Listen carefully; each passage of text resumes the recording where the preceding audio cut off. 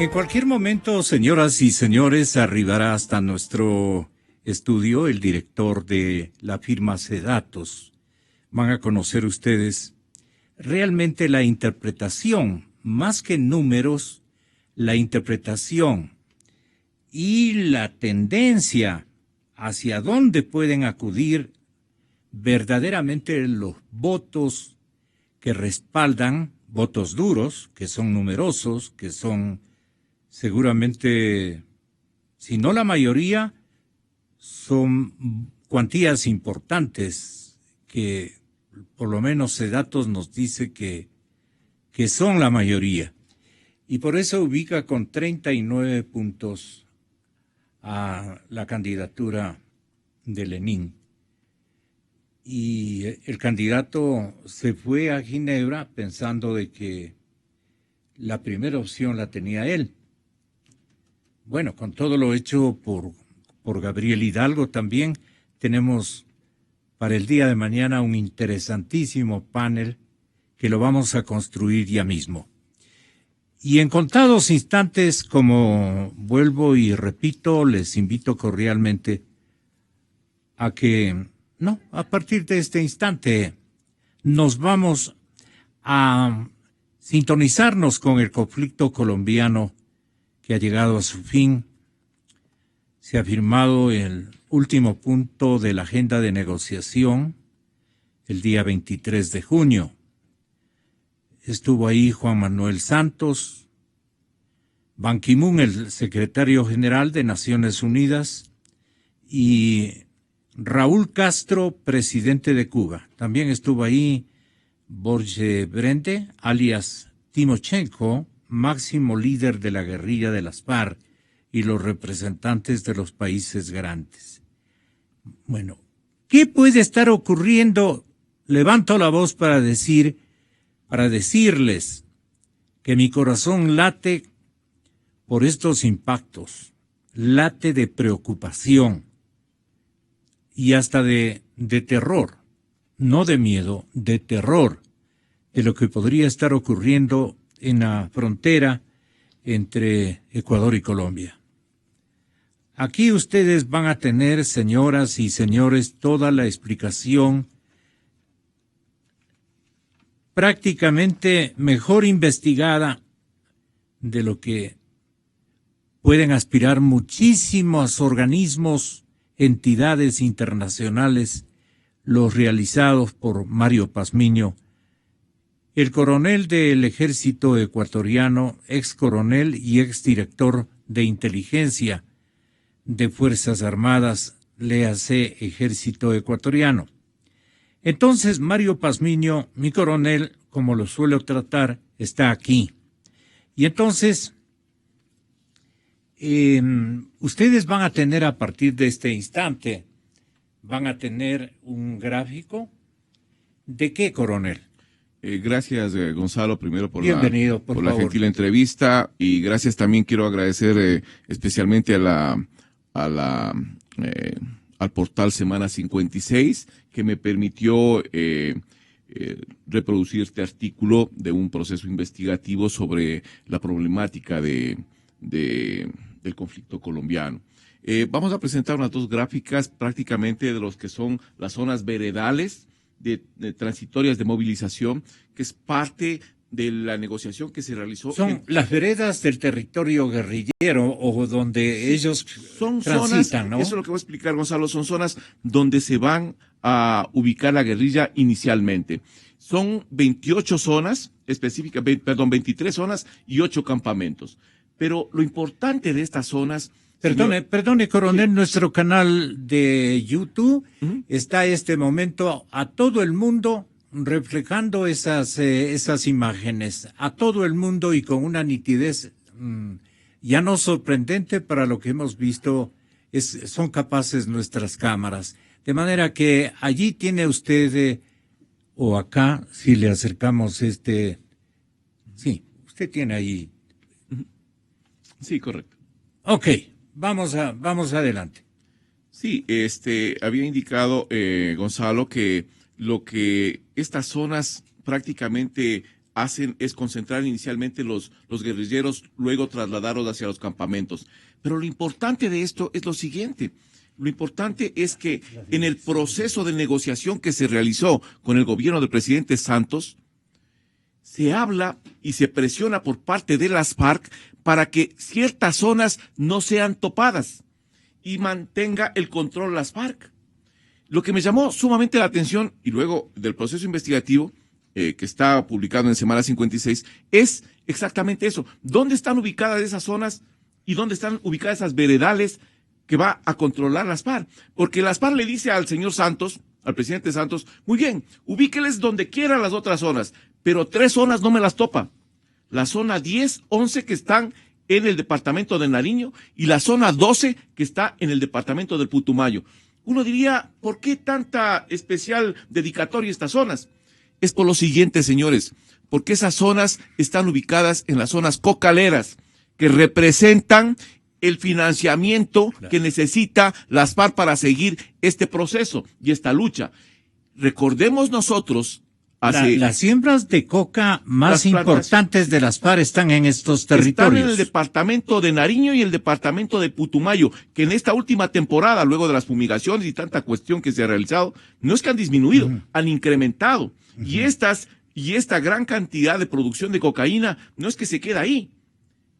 Ha comenzado a trasladarse hacia el territorio ecuatoriano para ser sacado hacia por diferentes corredores, o hay unos hay algunos corredores de movilidad y unos corredores de abastecimiento que tiene las FARC para poder trasladar esta cantidad de droga hacia territorio ecuatoriano y de ahí hacia centros de acopio que tienen en nuestro país, posteriormente hacia plataformas internacionales de distribución. ¿Dónde quedan los centros de acopio? Hay diferentes centros de acopio. Por ejemplo, en el mismo sector del Lago Agrio hay unos centros iniciales. Hay centros de acopio también que han caído ya por algunas redadas policiales en Santo Domingo, en Pichincha, en Guayas, en la zona de El Oro, en Esmeraldas y Manabí. Son zonas en las cuales están cercas, digamos, próximas a los puertos internacionales que se convierten en plataformas internacionales de distribución. No son siempre de carácter rural, pueden estar también en zonas urbanas de las principales ciudades del norte del país y en la ciudad de Guayaquil, me dicen. Sí, o sea, los centros de acopio necesariamente no tienen que ser caletas, como utilizando el término que utiliza este tipo de organizaciones. No son caletas o refugios ubicados en la selva o en áreas estratégicas o fuera del casco urbano. Hay veces que estos centros de acopio, por la logística y por el tipo de seguridad que necesitan y para no levantar tanta sospecha, los hacen en centros urbanos, porque es la mejor forma de acumular la droga en donde hay cantidad de gente que pasan desapercibidos. Pero lo importante de esta situación, y permítame perdone, ¿sí? Tumaco es una región colombiana también asediada por sembríos de coca. 15 minutos de recorrido a pie conducen a la finca de Guillermo Hurtado. Su terreno está ubicado en el área rural de Tumaco, el municipio colombiano con la mayor cantidad de cultivos de coca de ese país. En las 8 hectáreas de su propiedad solo ven plantaciones de palma de aceite. Él es de los pocos agricultores de Tumaco, la localidad situada en la frontera con Esmeraldas, que le apuestan a este sembrío, al cacao o las granjas camaroneras. Es una opción lícita. La gente ya se da cuenta. ¿Por qué que comienzan con esta premisa, esta crónica seguramente conectada con algún medio de Colombia, pero que pertenece al diario El Comercio? Dice, el dinero de las FARC pagan a los campesinos dedicados a cultivar coca y supera las ganancias que se obtienen por la cosecha de productos lícitos. La guerrilla, incluso de apoyo financiero a los productores, da apoyo financiero a los productores. El dato lo revela Bismarck Preciado, director de Cordea Gropas, una ONG que asiste a los campesinos en actividades agrícolas, pecuarias, acuícolas, pesqueras, forestales. aquí hay una historia de estos sectores y me permití leer las características de esto que se confunden entre actividades lícitas e ilícitas. Quiero entender que así es, mi coronel. Sí, a ver, Gonzalo, permítame primero aclarar unos 2 puntos aquí. En la zona de Tumaco, el puerto de Tumaco, es un área estratégica para el procesamiento de droga y la distribución de droga. Además de esto, es un área estratégica para recibir los insumos que requiere este proceso de producción. Es vital para ellos mantener el control. Por eso es que usted va a ver que en la zona del puerto de Tumaco están concentrados allá una gran cantidad de columnas guerrilleras, no solo de las FARC, sino también del Ejército de Liberación Nacional, que al momento está en un proceso de paz, y también existían allá las BACRIM o las bandas criminales, todos operando en esa área porque es un área crítica para el manejo de la droga. Pero hay otra cosa importantísima. ¿Qué es lo que dice el presidente Santos con relación a lo que usted acaba de indicar? El presidente Santos manifiesta que dentro del proceso de paz y de entrega de armas van a acoger a los guerrilleros y entregarles ciertas parcelas y cambiar los cultivos de coca para entregarles por cultivos lícitos. Les pregunto lo siguiente y solo razonen lo siguiente análisis.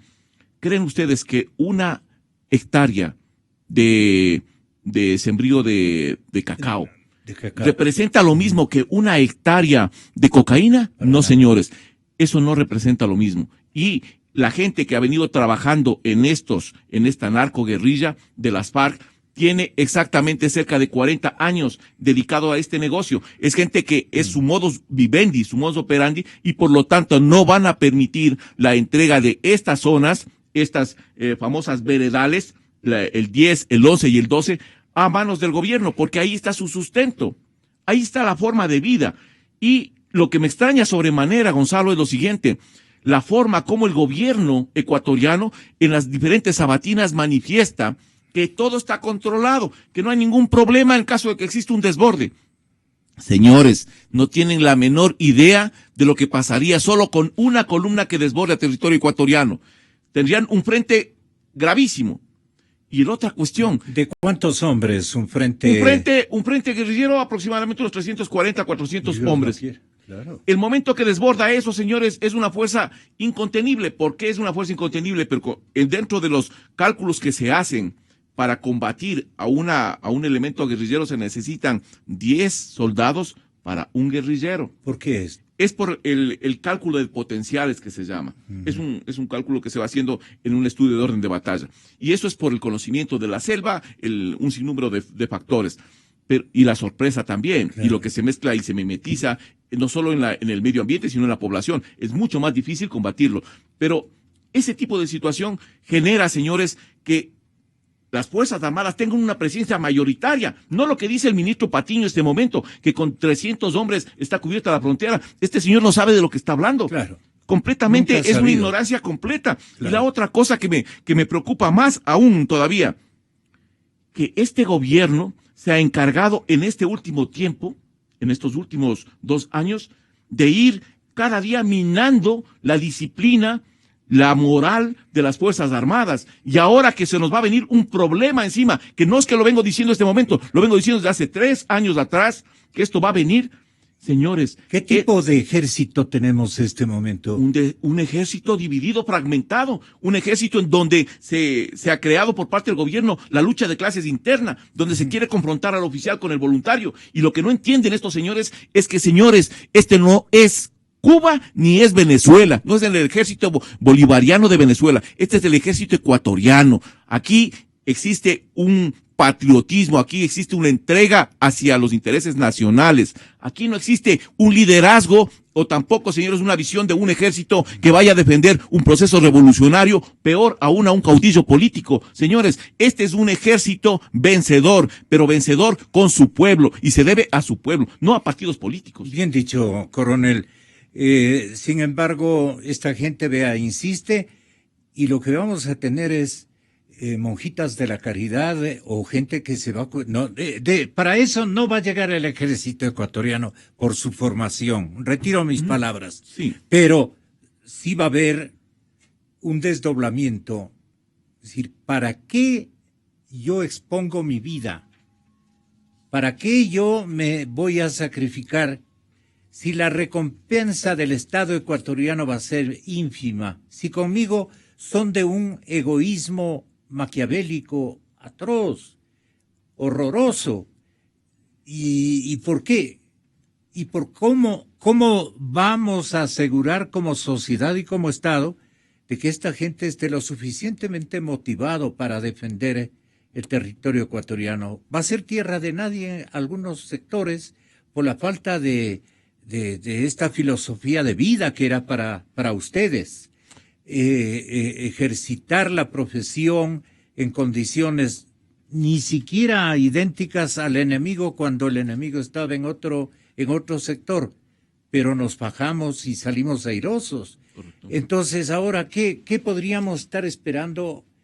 ¿Cuál es el perfil del soldado ecuatoriano después de lo que está constatando la gente está ocurriendo con sus beneficios?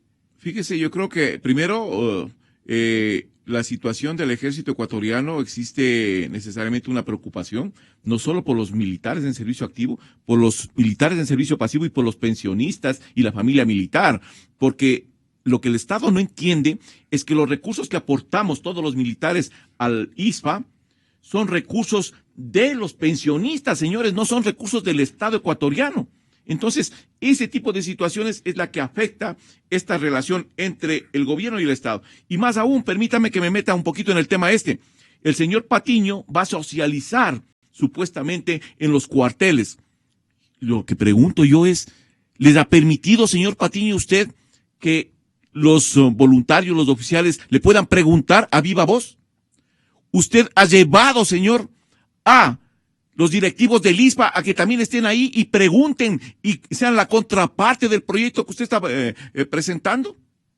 ¿Por qué no ha planteado usted la reunión del directorio del ISPA para que esto se socialice primero ahí, antes de ir a los cuarteles? El momento que tenemos una fuerza armada fragmentada. Decía el señor general Jarrín. Osvaldo Jarrín. En cualquier época, con cualquier gobierno, en cualquier estado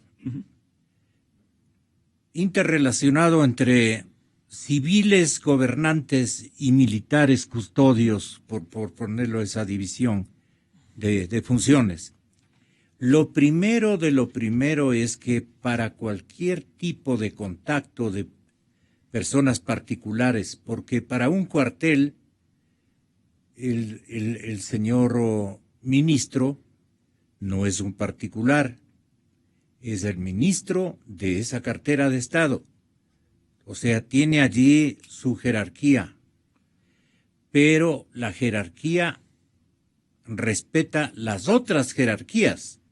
¿Qué quiero decir? Que el señor ministro tenía que pedir permiso, autorización a los señores comandantes de cada uno de los cuarteles. Y los señores comandantes tenían la obligación de sentarse junto a sus tropas a escuchar el planteamiento denominado de socialización de importantes beneficios de carácter socioeconómico para las Fuerzas Armadas. Se han saltado de los jefes de los cuarteles, me dice, y simple y llanamente con un pito les convocan a los sectores de tropa, a los que quieran ir, y comienza la socialización, el discurso, la explicación del señor ministro. Los altos jefes se quedan en sus oficinas sin saber realmente cómo es que el ministro ingresó. Esto dicen que es una falta de solemnidad y de respeto a las jurisdicciones militares. Yo quiero entender que es así. Yo creo, Gonzalo, que es una falta primero de conocimiento de las costumbres militares, primero, y una falta de respeto hacia el mando institucional en un reparto como tal. Cualquier funcionario que sea tiene que necesariamente hablar con el comandante de ese reparto para decirle que reúna a su gente y que vamos a participar en una exposición, cualquiera que sea este tipo de exposición que se está dando. Pero aquí hay una cosa, Gonzalo, y permítame que sea muy, muy concreto en eso. El ministro Patiño recibió una tremenda demostración de rechazo a este proyecto, no solo en un cuartel, en todos los que ha pasado. Riobamba, La Tacunga, Machala, en la base en Guayaquil. Rechazo no de los militares en servicio pasivo que estaban afuera en las calles reclamando la presencia del señor. Adentro de la gente, de los voluntarios, de los oficiales que le dijeron, señor, eso que está diciendo usted es mentira. Y permítanos preguntarle. El señor decía, no, señores, yo quiero que me manden en hojitas para yo clasificar aquí las preguntas. No, el soldado habla frontalmente y dice las cosas como tiene que decir. No necesita una hojita para guardar su identidad. Nosotros somos hombres de valores y por lo tanto lo tenemos que hacer frontalmente y así se tienen que hacer las cosas. Y hay algunas posiciones como la del señor almirante que salió por reclamar por su institución. Y eso es lo correcto. El militar no tiene que estar, señores, y esto también para el mando militar, el militar no tiene que estar guardando su puesto o guardando su sueldo. Bien dice Él usted. tiene que estar defendiendo a su pueblo, señores, a su pueblo y a su institución. Ese es el verdadero juramento de un militar y eso es lo que tiene que entregar a la patria. Estos malos jefes, digamos, yo lo que me pregunto es ¿cómo le van a decir a un hijo que se sienta orgulloso de la profesión de su padre si cae abatido al primer asomo de un forastero en los cuarteles, pues, con una jerarquía, obviamente con un nombramiento significativo, importante, pero no para hacerse prácticamente los que no están allí, los que permiten todo, una permisividad impresionante. Es gravísimo. Yo vi unas fotografías en que veo al comandante general del ejército, ¿ya?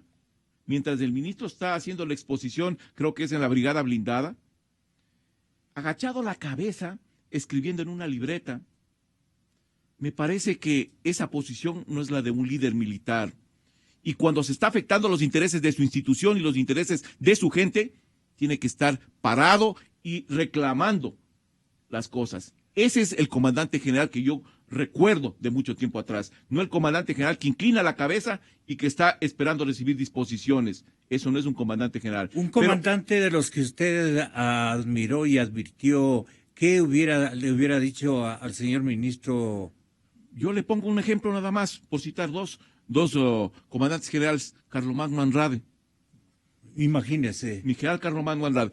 El momento que había esta situación, le decían, no señor, ustedes están completamente equivocados. Las Fuerzas Armadas no se prestan para este juego político, ni de politiquería. Por lo tanto, no estamos de acuerdo, señores. Y hasta les decía que se retire. Por favor, retírese de aquí. Los cuarteles no son para que vengan a estar golpeando las puertas. Sí. Ese es el punto. Y yo les invito, y permítame, Gonzalo, que sea muy concreto en esta cuestión. Yo les invito justo sobre este tema. Estoy escribiendo en la revista Semana 56 y sale el día de hoy. Se llama El populismo correísta versus Fuerzas Armadas, para hacer un análisis desglosado de cómo comienza este proceso de ataque a la institución militar. Esto es importante que la gente conozca y los militares conozcan para que puedan develar toda esta patraña que existe tras este proceso de hostigamiento a Fuerzas Armadas. La paz colombiana que inquieta al gobierno de Ecuador es otro de sus trabajos. Sí. Que lo vamos a complementar mañana a las 7:20 de la mañana. ¿Qué le parece con él? Perfecto. Porque voy a recibir a Polibio Córdoba. Gracias. De la firma encuestadora C-Datos. Hasta mañana entonces, 9:42. Tenga la bondad. Pasamos. Yo nací en este país llevar alegrías y dolor con gente linda y con canallas que nos roban la ilusión y no le teme al porvenir.